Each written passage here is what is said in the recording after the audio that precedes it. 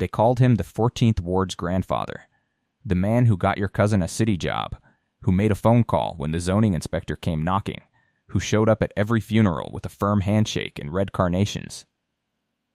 For 54 years, Alderman Vincent Vinnie Bricks Caruso sat in the same leather chair at Chicago City Hall. And for 54 years, the Chicago outfit sat right beside him. What federal investigators uncovered beneath the polished marble floors of that building was not corruption. It was architecture. A criminal empire so deeply embedded in the government of the third largest city in America that tearing it out would shake the foundations of the entire Illinois political establishment. This is the story of Operation Greystone. And you need to hear all of it, because the worst part is not how it started. The worst part is how long nobody stopped it. 3:47 a.m. Chicago's South Side. The kind of cold that gets inside your coat and stays there. The kind of dark that swallows alleyways whole. Lake Michigan pushed a hard wind through the canyon streets, rattling chain-link fences and making the neon signs above shuttered restaurants blink like dying eyes. 12 unmarked black SUVs moved without lights through the 14th Ward, splitting into 4 coordinated strike packages. FBI. DIA. ICE, a joint tactical unit from the Department of Homeland Security, 22 agents strong. No sirens. No announcements. Just motion. The first package hit a commercial laundry facility on South Archer Avenue. To the city's records, it was a legitimate linen service, washing tablecloths for 47 restaurants across Cook County. To the agents stacking up outside its steel roll doors, it was the outfit's primary narcotics processing point for the Southwest Corridor. Flashbangs detonated simultaneously on 3 entry points. The doors came apart. Agents in black poured through the smoke like water through a broken dam. Inside, they found it. 340 kilograms of cocaine packed in industrial linen rolls.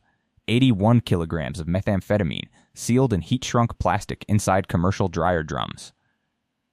And stacked in a cold storage locker in the basement, enough fentanyl pills to supply an entire mid-sized city for a year. The count would later reach 1.8 million pressed fentanyl pills, stamped with pharmaceutical markings, ready for street distribution.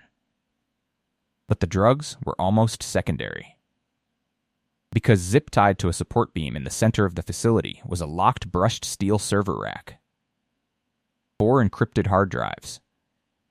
A thermal printed ledger running 260 pages, and a sealed manila envelope, triple laminated, bearing a municipal seal that agents recognized immediately.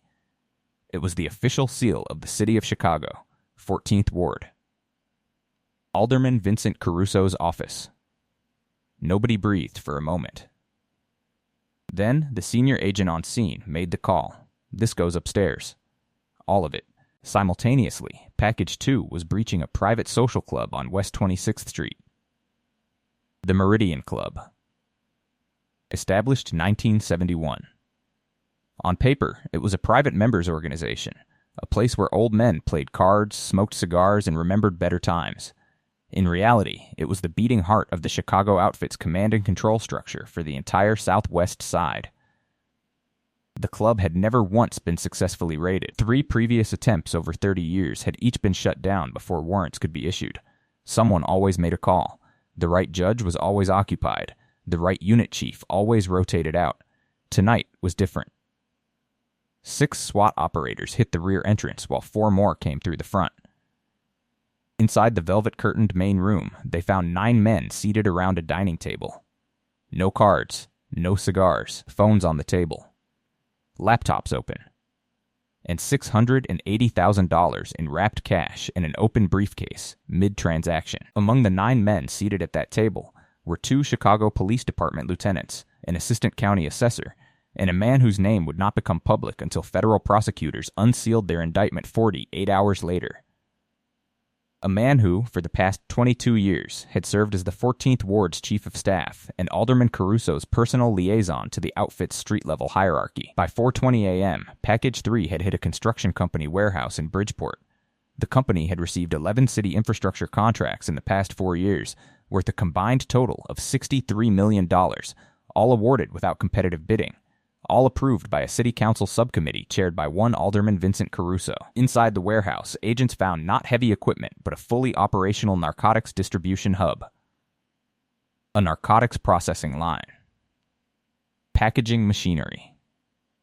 A commercial-grade counting machine still loaded with bundled 20s and 50s, and in a reinforced room at the rear of the building, a tunnel entrance. 6 feet wide. Reinforced concrete walls. Climate-controlled. A freight rail system running east toward the river. Agents would later determine the tunnel connected 3 additional properties, all commercially registered to shell companies, all tied back through layers of ownership to a trust fund managed by a law firm retained by Alderman Vincent Caruso for 41 consecutive years. That was the moment, crouched in the tunnel with flashlights cutting through the dark, that the lead investigator from the FBI's organized crime unit said out loud what everyone already felt in their chest. This is not a ward. This is a kingdom. 36 hours earlier. The FBI's Cyber Forensics Division in Chicago's Federal Building, 7th floor, the kind of room lit only by monitors, where silence is interrupted by keystrokes and the occasional low whistle of someone who has just seen something that reframes everything they thought they understood. The team had been working Operation Greystone for 19 months. It began as a narcotics trafficking case. A mid-level distributor flipped by a Deerfield agent, offering names in exchange for a reduced sentence. His names led to another name. That name led to a financial account. That account led to a trust. The trust led to a law firm. And the law firm, after 9 months of digital excavation and 7 federal subpoenas, led directly to the 14th Ward Alderman's office. What the analysts mapped on their master diagram, they called it the vault system, after a phrase found in one of the encrypted files was breathtaking in its complexity and chilling in its clarity. 14 shell corporations registered across Illinois, Delaware, and Nevada. 3 sham nonprofit foundations, including one named the Southside Community Development Trust, which had received over $4 million in city grant money under programs championed by Alderman Caruso personally. 4 restaurant chains operating at a deliberate loss, used to launder cash from narcotic sales through falsified revenue reports. 2 logistics firms holding city contracts for refuse collection and road maintenance, whose trucks moved more than trash and asphalt. And threading through all of it, a series of encrypted authorization keys. Unique digital signatures. Linked to vendor approvals. Linked to zoning variances. Linked to contract awards. Linked to, and this is where the room went quiet, the deliberate rerouting of Chicago Police Department patrol grids in the 14th and 15th wards on specific dates and times. Dates and times that corresponded exactly to major outfit narcotics shipment windows. This was not negligence. This was not a coincidence of scheduling. This was command-level collusion. An alderman with 54 years of institutional power had used that power to redesign the operational security of an organized crime empire. He had turned Chicago's 14th Ward into a managed fortress for the Chicago outfit, where city services, law enforcement patterns, and municipal resources were all instruments of criminal logistics. And there was one more file, a planning document, 17 pages, internally labeled Phase 4. Its final passage, translated from a coded shorthand the analysts spent 3 weeks cracking, described a long-term goal. The quiet acquisition of sufficient political and judicial infrastructure to make the 14th Ward permanently untouchable. Enough sitting judges, enough city council relationships, enough controlled law enforcement leadership. The document referred to it as permanence, not corruption as a means to an end. Corruption as the end itself. A permanent shadow government, layered beneath Chicago's legitimate institutions, maintained in place for generations. The analysts looked at each other. The investigation had just gotten much larger, and the operation had only just begun. 5:15 a.m. The morning of the raids. Federal Command Post, an unmarked building in the West Loop. The Digital Operations Board covered an entire wall. 47 red markers pulsed across a map of Cook County and the surrounding collar counties. Each marker was a target. Each target was a node in the vault system. Over 1,400 federal agents were now deployed or staged, coordinated across 6 task forces. FBI Organized Crime. DIA Midwest Division. ICE Homeland Security Investigations. SWAT units from 3 different jurisdictions, 2 Illinois State Police mobile command units, a DH's air support team with 4 surveillance aircraft circling at altitude above the city in overlapping grid patterns. On the board, the target list ran the full scope of the outfit's infiltration of Chicago's civic infrastructure. It was not simply criminal, it was governmental. Over the next 6 hours, simultaneous raids executed across the city and its suburbs. An outfit-controlled sports betting operation disguised as a chain of billiard parlors in Cicero, Berwyn, and Oak Lawn. 9 arrests, $312,000 in cash, encrypted betting servers seized, a narcotics superlab in a leased commercial unit in a Melrose Park industrial park. Agents breached to find a fully operational meth lab, a fentanyl pill press, 62 kilograms of cocaine in vacuum-sealed brick, and 4 armed guards who chose not to surrender quietly. No agents were seriously injured. All 4 guards were in custody within 4 minutes. A human trafficking transit house and a residential block in Gage Park.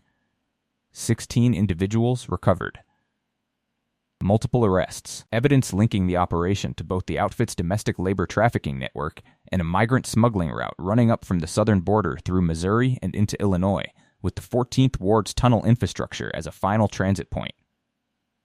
A lakefront property in a northern suburb registered to an outfit associate, used for high-level meetings between cartel-connected supply chain figures from Mexico and outfit distribution leadership. Seized from the property, 3 encrypted laptops, 2 satellite phones, a coded meeting schedule running 18 months forward, and a handwritten list of names. Among those names, 2 sitting Illinois state legislators, a Cook County Circuit Court judge, and Alderman Vincent Caruso's personal mobile number, circled in red ink. By 11:30 a.m., 127 individuals were in federal custody. The narcotics seizure total was already staggering.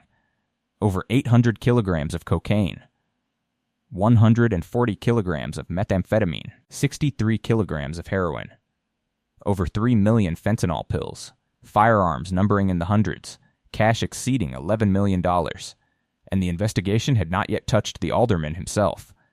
That came at 2:17 p.m.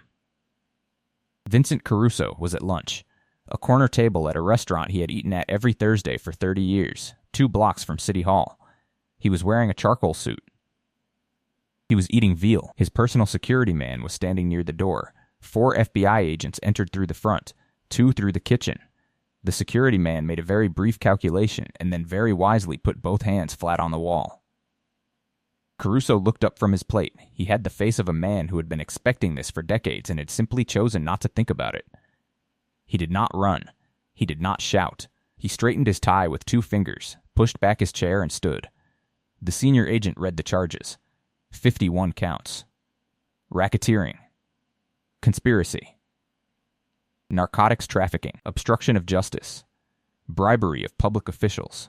Wire fraud. Money laundering.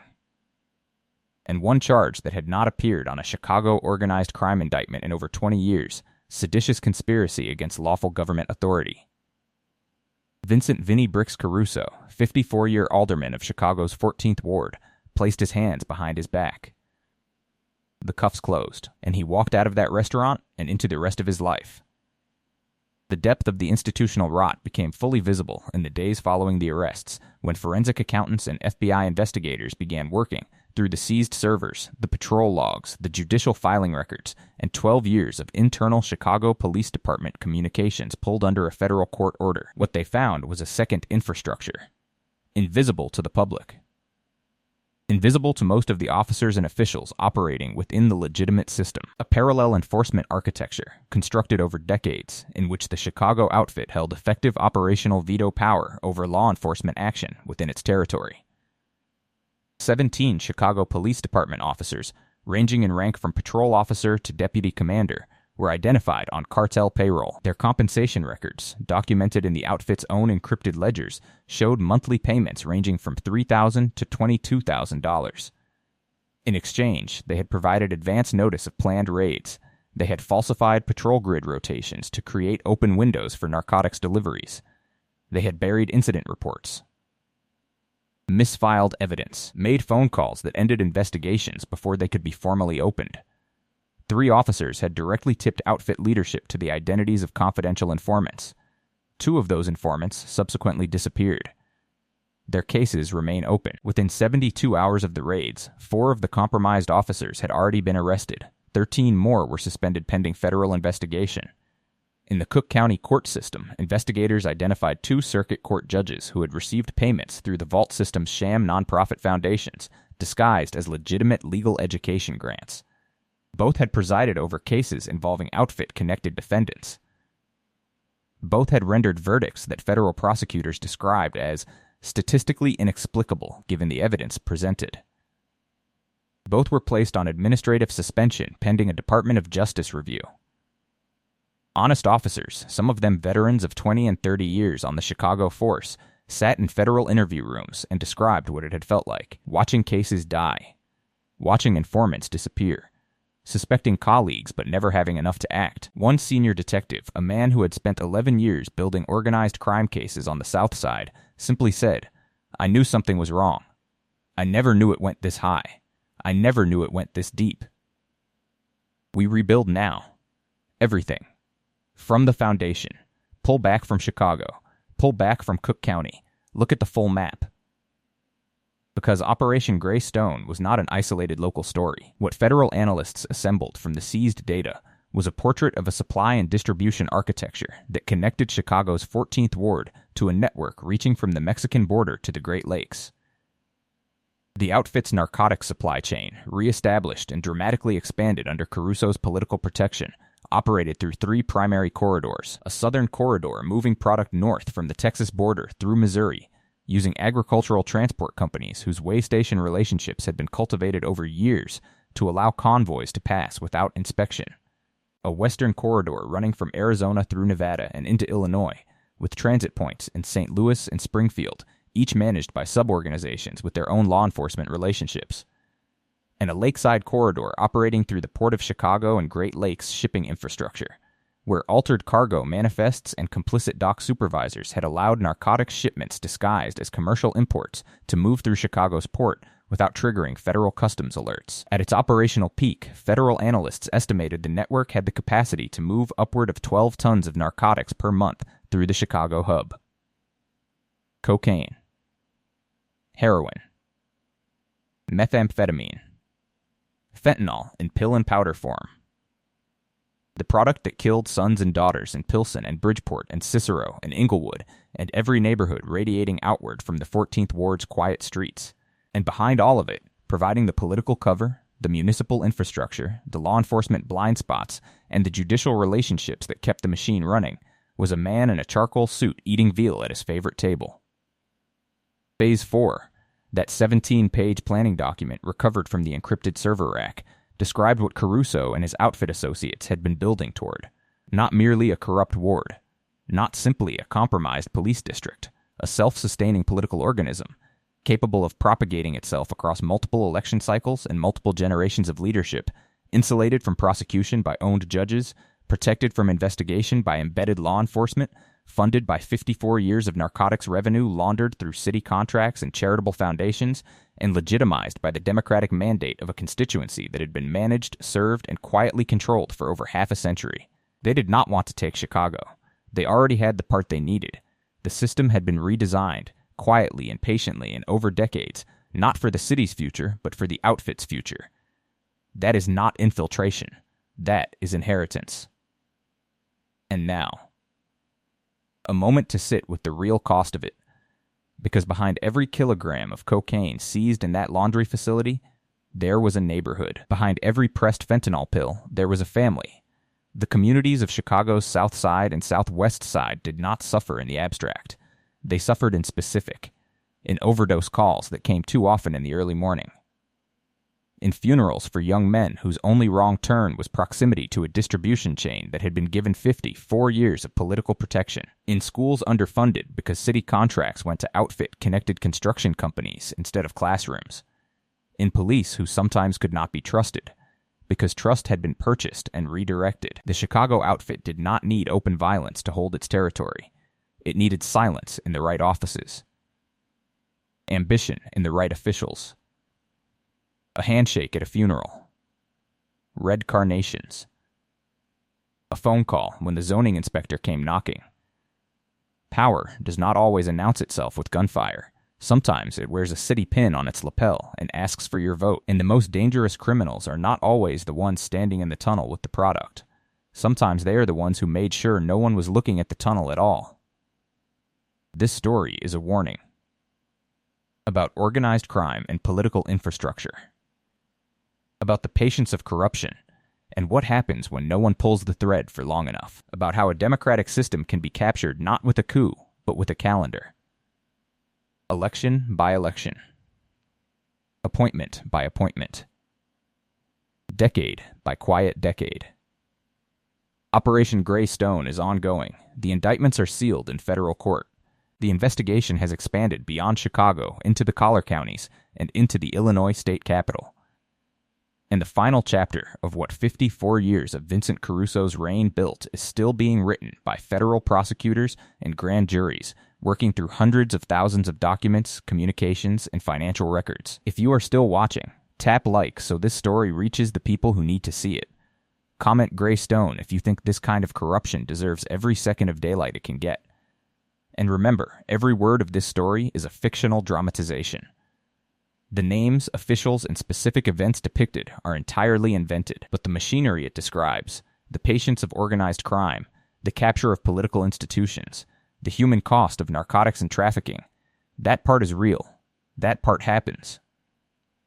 And the only thing that has ever stopped it is people who refuse to look away.